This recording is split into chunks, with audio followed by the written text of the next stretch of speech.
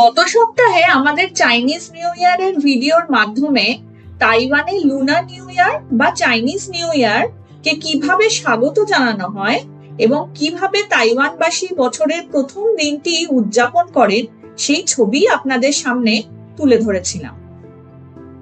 এই নিউ ইয়ারের সেলিব্রেশন চলে দীর্ঘ 15 দিন ধরে, আর এই সেলিব্রেশন শেষ হয় আরো একটি উৎসবের মাধ্যমে, সেটি হলো ল্যান্টার্ন ফেস্টিভ্যাল বা লণ্ঠন উৎসব। এবার এই লণ্ঠন উৎসবের উৎসের কথা বলতে হলে আমাদের পিছিয়ে যেতে হবে বেশ কিছু বছর আগে, ধরুন প্রায় 2000 বছরেরও আগের সময়। সেই সময় চীনে হান বংশীয় রাজাদের রাজত্ব চলছে।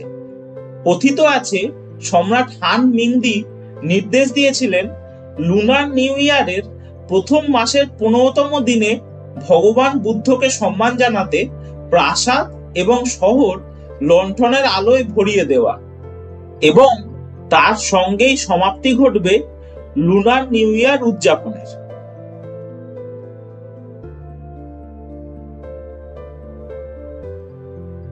বর্তমানেও এখানে লণ্ঠন উৎসব ঐতিহ্যের সাথেই পালিত হয়ে থাকে, এবং এই উৎসবের সব থেকে বড় আকর্ষণ বিভিন্ন আকারের রং বেরঙের লণ্ঠনগুলো নিজেই।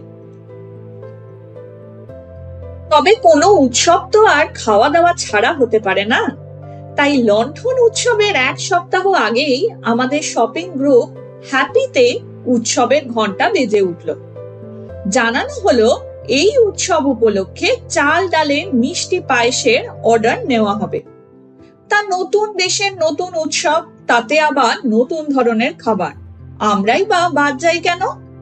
আমরাও 1 বাটি পায়েস অর্ডার করে দিলাম, আর সেই মতন নির্দিষ্ট দিনে মানে গত 12ই ফেব্রুয়ারি এসেও গেল গরমা গরম 1 বাটি পায়েস। লণ্ঠন উৎসব আমরাও পালন করলাম শীতের সন্ধ্যায় ধোঁয়া ওঠা red bean and purple rice পরিচ সহযোগে। লাগলে ভালো চ্যানেলটা বাজিয়ে দিন বেলটা।